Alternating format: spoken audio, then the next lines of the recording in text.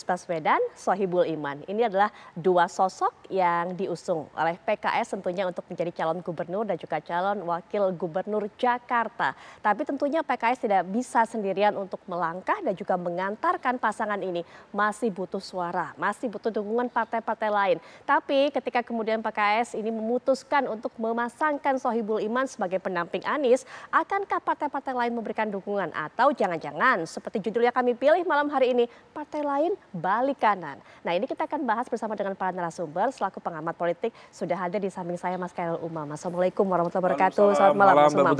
Baik, dan juga para narasumber yang sudah bergabung secara daring untuk bisa memberikan pandangannya. Sudah hadir, ini nanti akan bersuara mewakili partai PKS, ada Bang Muhammad Iqbal. Assalamualaikum warahmatullahi wabarakatuh. Bang Iqbal, selamat malam. Baik, ya, alhamdulillah sehat. Dan juga ya dari PKB Pak Syaiful Huda. Assalamualaikum warahmatullahi wabarakatuh. Selamat malam Pak Huda.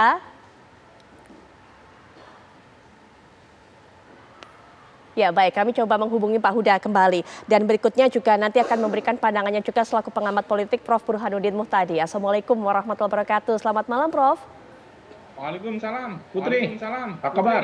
Alhamdulillah baik Prof. Baik, sebelum nanti kita akan lanjutkan pembahasan, kita akan lihat terlebih dahulu bagaimana sebenarnya sambutan ataupun juga pernyataan jawaban yang disampaikan oleh Anies Baswedan melihat dipasangkan dirinya dengan Sohibul Iman diajukan oleh PKS. Ini dia. Assalamualaikum warahmatullahi wabarakatuh. Saya saat ini sedang dalam perjalanan, karena itu izinkan menyampaikan rekaman inti, menyampaikan rasa terima kasih dan apresiasi atas sikap PKS hari ini yang tadi disampaikan oleh Bapak Presiden. Insya Allah sekembalinya ke tanah air, kami akan segera berkomunikasi dengan pimpinan PKS untuk membahas langkah-langkah lebih jauh untuk tindak lanjut ke depan. Begitu juga dengan pimpinan-pimpinan partai yang lain. Kita sudah berjuang bersama-sama di Jakarta maupun di tingkat nasional bersama PKS. Insya Allah kita berjuang bersama-sama ke depan. Alhamdulillah sesudah PKB dan PKS, insya Allah akan ada partai-partai lain yang mau berjuang bersama untuk mengembalikan Jakarta menjadi kota yang maju kotanya, bahagia warganya. Salam ta'zim untuk seluruh keluarga besar PKS. Assalamualaikum warahmatullahi wabarakatuh. Kita sudah dengarkan apa yang disampaikan oleh Anies Baswedan. Bang Iqbal, baik Bang Iqbal masih bersama dengan kami? Sepertinya masih ada kendala, nanti kita akan hubungi kembali. Tapi Mas Umam, bagaimana melihat pernyataan Pak Anies? Apakah kemudian Pak Anies ini memang sudah menyatakan iya, artinya jawabannya bersedia untuk dipasangkan dengan Sohibul Iman, atau sebenarnya masih berpikir, masih melangkah dengan partai-partai atau membuka kemungkinan sebesar-besarnya? Karena yang dikatakan bukan hanya berbicara lebih lanjut dengan PKS, tapi juga ada partai-partai lainnya akan diajak berbicara juga. Ya tentu pertama tentu itu menjadi sebuah kabar baik bagi Mas Anies, karena bagaimanapun juga PKS sebagai jawara dari Pileg 2024 yang lalu di DKI Jakarta memberikan dukungan yang sebelumnya memberikan nama Pak MSI, Pak Sohibul Iman sebagai representasi dari kontestan dari PKS. Nah kalau misal kemudian dikawinkan, tentu ini bisa dibaca sebagai sebuah upaya untuk mengamankan langkah dari PKS. Karena bagaimanapun juga dengan kekuatan terbesar maka layak untuk mendapatkan porsi itu. Dan tampaknya PKS itu ada semacam trauma. Karena ada momentum dulu di mana ketika terjadi kekosongan posisi Wagub di DKI Jakarta, sepertinya teman-teman PKS itu memiliki ekspektasi besar untuk mendapatkan itu. Tetapi kemudian lepas karena dinamika di belakang layar ya. Nah oleh karena itu ini menjadi wake up call bagi PKS untuk kemudian mengunci langkah dari Mas Anies. Nah adapun kemudian yang bisa dilakukan adalah mencoba untuk mengamankan melalui proses komunikasi sekaligus juga kompromi dan negosiasi dengan partai-partai politik yang lain. Nah salah satu yang kemudian tampaknya sudah memberikan sinyal positif tentu adalah mantan koalisi perubahan. Ada Partai Nasdem dan juga dari PKB. Nasdem per hari ini tampaknya memiliki sinyal untuk memberikan dukungan kepada Mas Anies. Terlebih kalau misal kemudian dari KIM, Koalisi Indonesia Maju sendiri mengusung nama Pak Ridwan Kamil. Menurut informasi spekulatif yang beredar, Pak RK itu salah satu yang seringkali kena veto dari Nasdem ketika masuk dalam kontestasi. Sepertinya ada catatan politik lama yang kemudian belum selesai. Nah maka besar kemungkinan Nasdem akan bergeser, bukan akan memberikan dukungan kepada Anies, dan tinggal kemudian bagaimana PKB. Nah, satu hal yang kemudian perlu diantisipasi lagi adalah terkait dengan di mana positioning dari PDIP. Oke. Karena per hari ini tampaknya ada kegamangan cukup serius di PDIP. Baik. Kiri salah, kanan juga salah, dan mencoba untuk mencari aspek kebermanfaatan secara politik yang paling optimal. Nah, ini yang kemudian perlu dihitung. Karena kalau misal kemudian betul dua kekuatan besar, dua pelanduk besar yang akan berkontestasi di DKI nanti, maka besar kemungkinan partikel bernama PDIP yang per hari ini belum menunjukkan arah keberpihakan, berpotensi menjadi game changer menentukan di mana titik kemenangan itu nanti terjadi. Oke, baik. Bang Iqbal sepertinya sudah terhubung dengan kami lagi. Bang Iqbal jelas ya mendengar suara saya? Oke, siap. Baik, Bang Iqbal, tadi dikatakan oleh Mas Umam, PKS ini kemudian bergerak begitu cepat, langsung memasangkan aman ini atau pasangan aman ini. Ini merupakan sebuah langkah kuncian, seperti kata Mas Umam tadi, supaya tidak terjadi lagi seperti yang sebelum-sebelumnya, begitu Bang Iqbal? Ya, saya kira proses ini kan tidak tiba-tiba ya. Semuanya sudah melalui proses komunikasi dengan Pak Surya Paloh, dengan Nasdem ya, juga di partai lain. Jadi kami mengusulkan Pak Sohibul Iman ini terus saja berdasarkan sebuah kajian pendekatan dan komunikasi yang dalam. Kenapa? Karena kami telah memilih memberikan Pak Anies itu pilihan. Mau jadi mau jadi kader PKS atau pilihlah kadernya dari wakilnya dari PKS, dari kader PKS. Dan sepertinya kan memang tidak mungkin juga Pak Anies ini masuk ke PKS karena juga nanti akan resisten dari partai lain.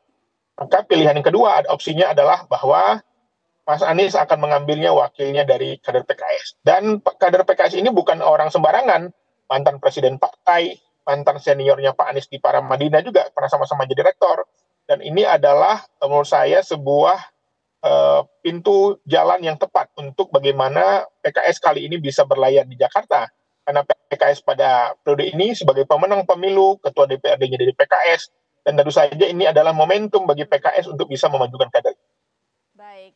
Beberapa hari yang lalu memang kita sempat ngobrol ya Bang Iqbal datang ke sini dan mengatakan bahwa akan memajukan kader PKS walaupun belum tahu pada saat itu akan menjadi cagupnya atau cawagupnya. Kita mendapatkan jawabannya sekarang. Tapi kemudian dari PKB Pak Huda sempat mengatakan, tadi sempat kami tayangkan pernyataannya sebelum jeda Bang Iqbal, mengatakan bahwa keputusan ini, langkah ini bisa jadi blunder karena ketika sudah ditetapkan pasangan aman ini kemudian menghindarkan partai-partai lain untuk bisa merapat dan juga berkoalisi.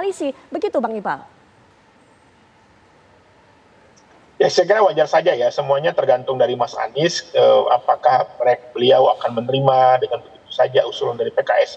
Tapi dari statementnya Pak Anies kan kelihatan beliau bergembira dan menyambut baik dari usulan PKS ini. Jadi kalaupun teman-teman PKB ingin bergabung, PDI ataupun dari partai lain, saya kira boleh-boleh saja. Tapi kami dari PKS mensyaratkan bahwa kader PKS harus diambil jadi wakil atau masuklah menjadi kader PKS. Baik, sebelum kita ke Pak Huda yang sudah senyum-senyum karena pernyataannya ataupun juga kalimatnya saya kutip, Bang Iqbal, partai mana saja yang sudah diajak bicara oleh PKS? Nasdem sudah ataupun juga PKB sudah? Bagaimana tanggapan partai-partai itu?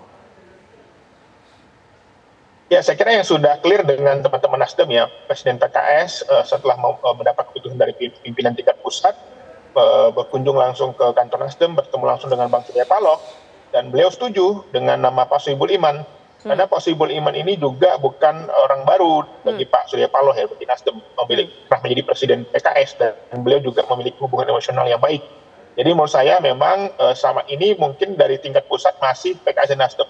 Tapi kalau wilayah, saya kira teman-teman di DKI Jakarta juga sudah komunikasi dengan teman-teman PKB ya, teman PDIP dan lain-lain. Jadi semuanya kami berani melakukan deklarasi karena memang sudah dari proses dan komunikasi politik yang cukup baik. Baik, Pak Saiful Huda sudah bergabung dengan kita tadi, belum sempat saya sapa ataupun juga tidak sempat mendengarkan sapaan saya karena mungkin masih ada kendala tadi. Assalamualaikum warahmatullahi wabarakatuh. Selamat malam Pak Huda. Malam Mbak. Baik. Mas Iqbal, Mas Burhan. Iya, Mas Umam. Pak Huda, PKB kan kabarnya awalnya mendukung Pak Anies Baswedan untuk bisa menjadi calon gubernur Jakarta. Tapi ketika kemudian sekarang PKS sudah mengunci nih pasangannya, bagaimana PKB tanggapannya? Enggak, ini dinamis saja. Tapi pada konteks kira-kira misalnya teman-teman PKS memborong dua figur sekaligus, itu yang kira-kira kurang menarik pada konteks dalam rangka uluran tangan membangun mitra koalisi. Kira-kira Kenapa Pak begitu. Huda? Kenapa kok nggak menarik? Karena itu sebenarnya lebih menarik kalau Mas Iqbal kemarin itu 3 hari atau 4 hari sebelumnya aja, yang sebelum dikoreksi, mengusung Pak Mas Sohibul Iman untuk maju sebagai cagup atau cawagup. Saya kira kalau sampai pada konteks itu menarik, karena memang partai harus mengusung kadernya sendiri. Dan ini tradisi yang harus terus dihidupkan ke depan, bahwa partai harus mengusung kadernya sendiri. Nah, ketika sudah langsung dijodohkan dengan Mas Anies, itu yang kira-kira kurang menariknya. Baik, kurang menarik pasangan ini. Nah, bagaimana kemudian PKB kabarnya kan awalnya mendukung Pak Anies, ternyata belum juga sebenarnya, begitu Pak Huda? Ya, terlepas semua manuver dan apa yang sudah dilakukan oleh teman-teman PKS, PKB memang masih dalam proses internal untuk mendorong 2 nama memang masih yang ada di dalam PKB. Ada nama Mas Anies dan ada nama Mbak Ida Fauziah. Jadi kita memahami bahwa proses di internal PKB sendiri belum selesai. Oke. Karena itu ini terpisah dari dinamika yang sedang terjadi di internal PKS. Baik, atau mungkin ada pendekatan sendiri ke Pak Anies Baswedan dengan menawarkan juga pendamping Pak Anies adalah kader PKB, Bu Ida, yang tadi dikatakan oleh Pak Huda. Jangan-jangan ada pendekatan itu juga? Ya, saya kira semua partai punya skenario dan strateginya masing-masing. Di semua pilkada, tidak hanya di DKI sebenarnya. Nah, karena itu kami dalam pada posisi memang masih cair suasananya. Jadi jangankan di koalisi yang kami ini, di Kim aja kan juga masih cair antara figur yang belum selesai. Baik. Apakah Ridwan Kamil akan maju atau tetap di Jawa Timur gitu, di Jawa Barat misalnya. Jadi semua dinamis. Tentu kira-kira begini, tentu pada konteks komunikasi publik menurut saya menjadi penting, terlebih-lebih di Jakarta memang belum ada satupun partai yang punya golden ticket. Jadi menjaga fatsun politik dengan memegang konfigurasi kursi itu menjadi penting. Baik, Prof. Burhan, langsung saja apa dampaknya ketika PKS mengumumkan pasangan aman ini? Apakah membuat kemudian partai-partai lainnya begitu berhitung untuk mundur ataupun juga balik kanan, atau sebenarnya bagaimana dampaknya? Respon dari PKB terkait dengan manuver PKS belakangan ini. Jadi jelas Mas Saiful Huda itu menilai positif langkah PKS ketika mencalonkan Sohibul Iman sebagai calon gubernur. Dan terkesan menyayangkan mengapa sikap politik tersebut dikoreksi terlalu cepat dengan mengusung pasangan baru, di mana Mas Sohibul Iman diturunkan kelasnya dari cagup menjadi cawagup Anies Baswedan. Jadi ini menunjukkan sekali lagi betapa dinamika di tingkat elit itu sangat cair. Ya, Mas Saiful bahkan di sebuah media online mengatakan pengumuman Anies Sohibul Iman oleh PKS justru menutup pintu buat partai lain untuk bergabung. Jadi lagi-lagi ini satu indikasi kuat bahwa apa yang disampaikan oleh PKS beberapa waktu lalu terkait dengan pasangan aman ini ternyata belum cukup aman. Pasangan aman yang belum cukup aman, terutama di tingkat elit juga di tingkat massa. Di tingkat elit karena bagaimanapun Nasdem meskipun dikutip memberikan dukungan pasangan aman ini, tetapi sampai sekarang kita belum mendengar statement Nasdem di tingkat publik. Dan tentu saja bukan sekedar statement di tingkat publik, Putri.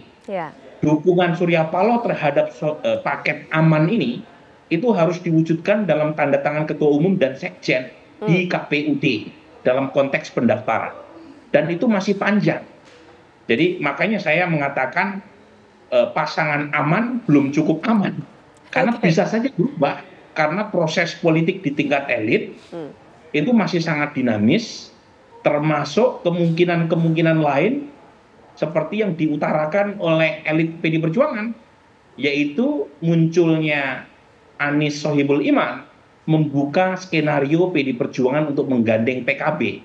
Dan kalau itu terjadi, kemungkinan Pilkada Jakarta nanti akan terjadi dalam 3 poros. Oke, baik. Bang Iqbal, setelah jeda silakan ditanggapi. Karena kalau Pak Huda bilangnya nggak menarik ini pasangan aman.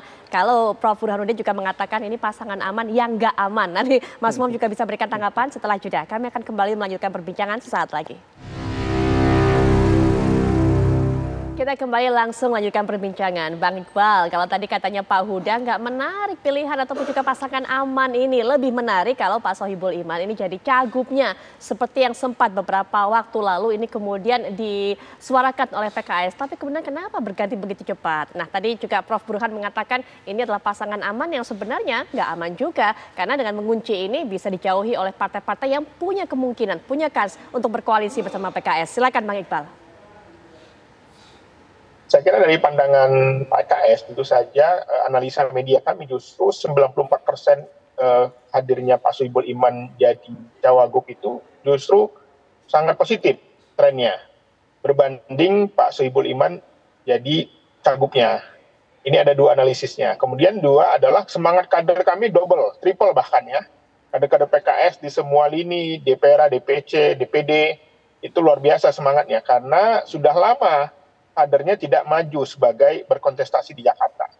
Karena PKS di Jakarta itu sudah menang bukan pertama kali di 2004. Di 2004 juga pernah menang dan kami juga nggak bisa berlayar. Dan hari ini tentu saja kami momen penting bagi PKS untuk bisa berlayar. Karena dalam tren pilkada PKS, di mana ketika calonnya maju, kadernya maju, maka energi kadernya akan lebih semangat, berlipat ganda. Jadi itu tren positifnya. Jadi kalau kita lihat analisanya, kita melihat bahwa kalau dari aspek media, ini positif. Demikian juga para relawan, tokoh-tokoh, ulama, ya, tokoh agama, itu menyampaikan apresiasi kepada kami bahwa ini adalah sikap yang arif dan bijaksana. PKS mau mundur selangkah, tetapi juga Pak Anies juga mengambil jalan tengah.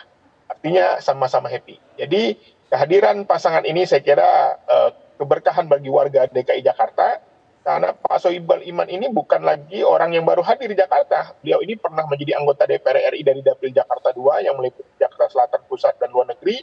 Pernah menjadi Wakil Ketua DPR RI, pernah menjadi Presiden Partai, pernah menjadi Rektor, saya kira lengkap pengalamannya. Jadi akan membawa, insya Allah pasangan ini akan membawa Jakarta maju warganya bahagia, maju kotanya bahagia warganya. Baik, kalau secara CV oke, secara visi misi oke. Tapi apakah kemudian pasangan ini bisa menjadi magnet dari partai-partai lain untuk juga bisa berkoalisi? Karena kalau tadi katanya Prof. Burhan, memang Nasdem ini sudah memberikan dukungan. Tapi kalau belum di atas kertas, kalau belum tanda tangan di KPUD, masih belum aman itu. Bagaimana upaya PKS untuk bisa mengamankan ini, Bang Iqbal? Ya, saya kira ini semuanya nanti berpulang kepada Mas Anies ya, sebagai pengantin. Dan Pak Sohibul Iman juga. Tapi dari hasil komunikasi kami, Nasdem dan PKS sudah cukup. Kalaupun nanti ada partai-partai lain yang mendukung, kami sangat welcome sekali, sangat bijaksana menerimanya dengan senang hati dan bergembira. Tetapi kami lagi-lagi pada kali ini yang sebagai partai pemenang di Jakarta tentu saja memiliki strategi lain, yaitu bagaimana ingin pimpinannya, kadernya, seniornya itu juga bisa berlayar di ibu kota Jakarta saat ini. Baik, kita nantikan strategi PKS termasuk juga nanti apa hasil perbincangan sepulangnya Pak Anies dari Spanyol dengan PKS. Begitu ya Bang Iqbal. Bang Iqbal terima kasih sudah meluangkan waktu di tengah kesibukannya. Ya, karena waktunya terbatas sepertinya ya harus meninggalkan perbincangan ini. Sekali lagi terima kasih. Selamat malam. Wassalamualaikum warahmatullahi wabarakatuh. Ya. Baik, Mas Umam, kita sudah mendengarkan apa yang menjadi pernyataan dari Bang Iqbal, PKS, dan juga Pak Huda. Kalau dari Pak Huda katakan tadi, berarti artinya ini kemungkinan besar, seperti dikatakan oleh Prof. Burhan, bisa jadi PKB dengan PDIP malah ada poros ketiga, begitu? Iya, memang agak unik ini, statement dari Gus Huda itu bukan sekedar statement, tetapi sebuah sinyal politik yang cukup terang benderang, sekaligus juga bisa menjadi kopling bagi titik pisah antara PKB dengan Mas Anies. Karena ketika kemudian masih dibuka kuncinya, itu proses negosiasi dan kompromi masih terbuka. Dan rumus dalam koalisi ya umum, who gets what, siapa mendapatkan apa. Ketika kemudian skemanya sudah dikunci oleh PKS dengan skema aman, Anies dan juga Pak Sohibul Iman, maka kemudian porsi untuk PKB menjadi hilang. Maka itu yang kemudian bisa kita pahami mengapa kemudian Gus Huda dan teman-teman PKB mencoba untuk menarik diri dalam posisi yang netral lagi. Dan kenetralan dari PKB ini adalah sebuah ancang-ancang sekaligus juga pasang kuda-kuda untuk kemudian mencoba untuk melakukan penjajakan dengan kekuatan politik lain untuk menciptakan poros kekuatan koalisi baru. Dan betul tadi kata Mas Burhan, kemungkinan lahirnya poros ketiga ini sangat memungkinkan. Kalau misal kemudian PDIP yang per hari ini juga masih belum menunjukkan keberpihakan, ada sisi kegamangan di sana, aspek ideologis, aspek kalkulasi politik di akar rumput, maka kemudian dengan bergandengan dengan PKB, memungkinkan itu terjadi. Dan angkanya 15 kursi dengan 10 atau 11 kursi cukup memenuhi syarat 20% threshold di Jakarta. Nah oleh karena itu ini yang kemudian perlu diantisipasi betul, terutama oleh lingkaran Mas Anies. Karena kalau misalnya kemudian Mas Anies bisa mengkonsolidasikan basis kekuatan politik yang selama ini berada di belakangnya, maka itu akan berpotensi menjadi sebuah kekuatan yang solid untuk menggenerate kemungkinan menang lebih besar. Tetapi kalau misal kemudian PKB lepas, maka ada mesin politiknya agak pincang pada level DKI Jakarta. Nah, dan kalau misal kemudian betul tercipta 3 poros, let's say Kim 1 poros, kemudian Anies dengan PKS barangkali di backup oleh Nasdem di 1 poros, dan kemudian PKB berada di poros lain bersama PDIP misalnya, gayung bersambut di sana, salah satu yang diuntungkan adalah Kim. Karena keberpihakan dan pergeseran PKB itu akan berdampak pada melemahnya magnitude kekuatan dari Anies Baswedan itu sendiri.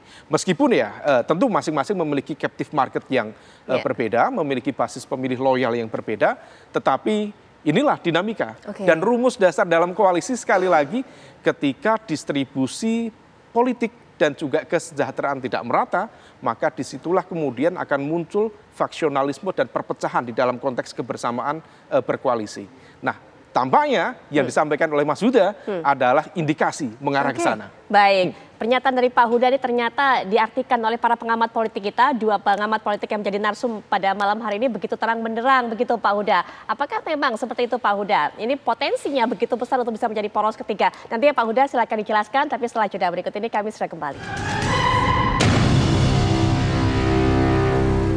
Pak Saiful Huda tadi begitu ataupun juga sebelum jeda sudah bisa memberikan pernyataan yang begitu terang kalau kata para narasumber pengamat politik ini, dan juga kalau kita lihat sudah memberikan pandangan terhadap pasangan aman, punya kader sendiri yang bisa dicakukan untuk bisa berpartisipasi baik itu sebagai cagup ataupun juga sebagai cawagup, sehingga kemudian Pak Huda benar nih bahwa PKB ini akan bisa menjadi poros ketiga dan mungkin gayung bersambut kalau kemudian bisa berkoalisi dengan PDIP. Ini catatan dari Mas Umam tadi Pak Huda.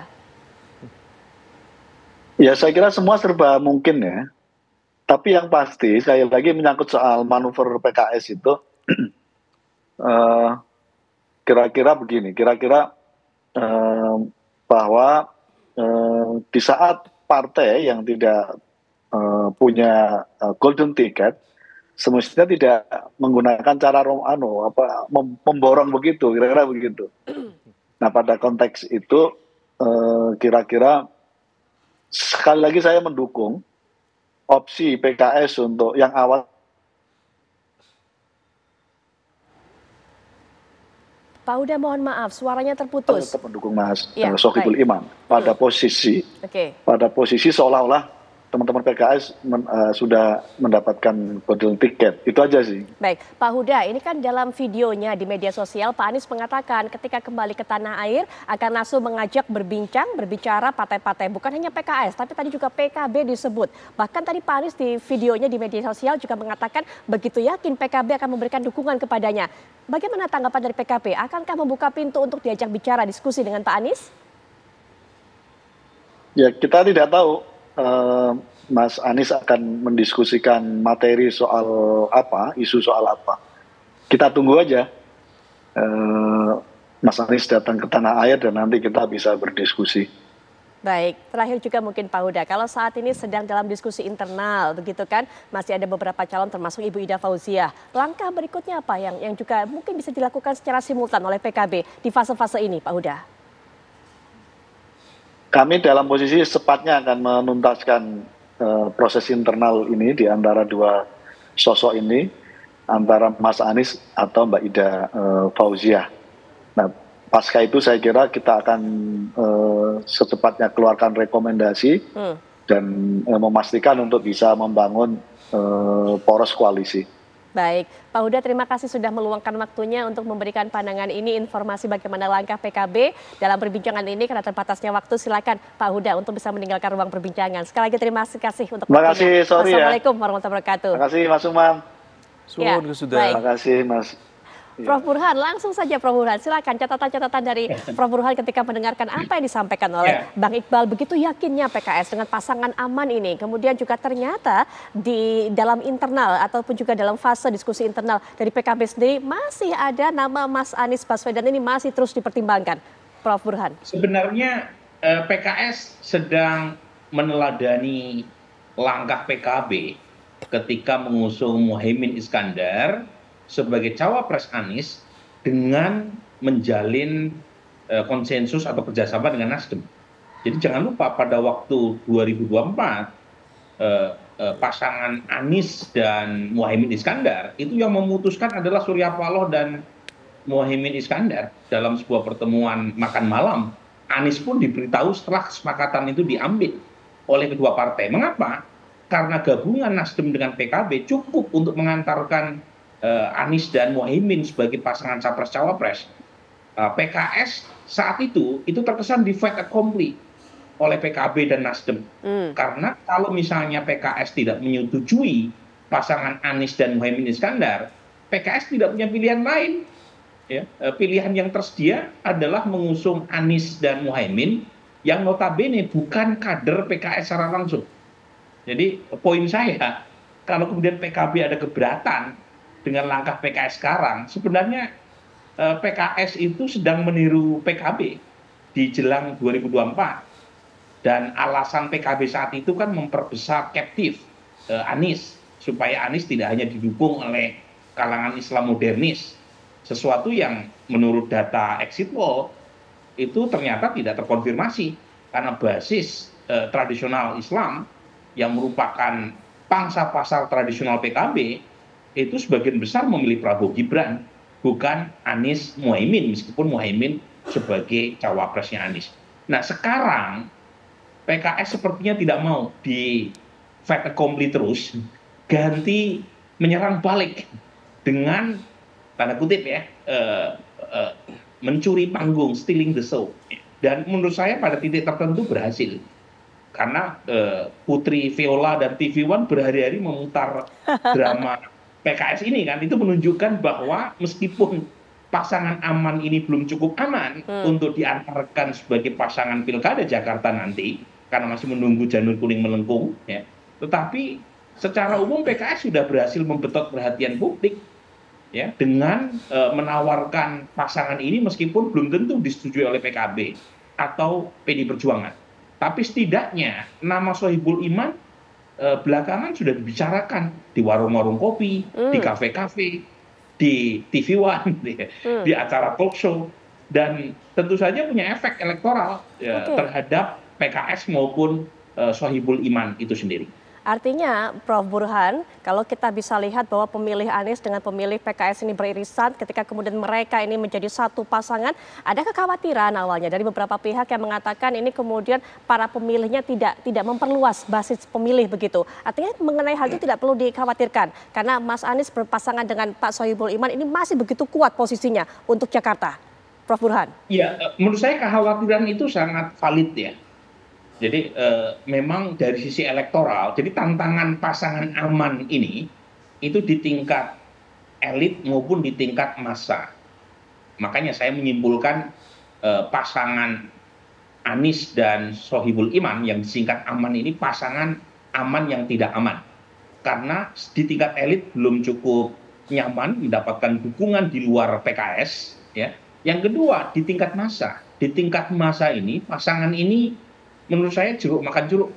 Karena berasal dari captive yang sama, dari kelompok Islamis, terutama mereka yang tinggal di wilayah Jakarta Timur, Jakarta Selatan, dan Jakarta Pusat. Ya, itu pun tidak seluruh Jakarta Pusat. Ya, merupakan basis pendukung Anies Baswedan yang notabene overlap dengan basis konstituensi PKS itu sendiri. Dan jangan lupa Putri, Anies Baswedan ini kalah di Pilpres 2024 di Jakarta yang merupakan kandangnya sendiri. Dan kekalahan Anies itu terutama di Jakarta Barat dan Jakarta Utara yang kita tahu PKS juga lemah di wilayah itu. Jadi kalau kemudian pasangannya adalah Sohibul Iman, itu secara elektoral itu menciutkan baju Anies.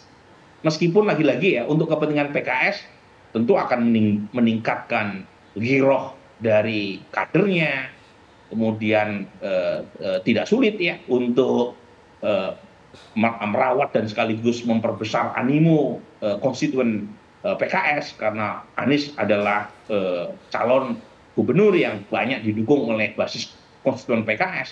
Tapi PKS kan kemenangannya hanya 16% di Jakarta. Jadi tidak mayoritas, hanya plurality majority saja di Jakarta. Dan itu yang kemudian akan menimbulkan argumen terutama dari PD Perjuangan atau PKB, ini PKS mendaftarkan Anies Sohibul Iman hanya untuk sebagai peserta atau kontestan pilkada atau pengen menang.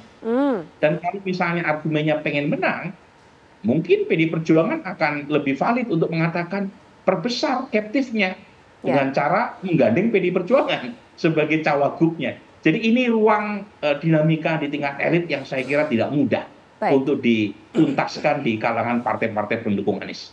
Baik, terakhir mungkin Mas Umam, ini begitu terbuka semuanya, dinamis, begitu fluktuatif. Tapi ketika PKS sudah mengunci pasangan ini, kira-kira bagaimana kemudian pergerakan dari partai-partai lainnya, Koalisi Indonesia Maju, apakah kemudian harus segera memutuskan akan menaruh betul jika mengajukan RK, apakah di Jakarta atau di Jawa Barat, sementara kalau tadi kita lihat PKB, PDIP mungkin akan semakin dekat. Ini bisa gayung bersambut, Mas Umam sudah katakan.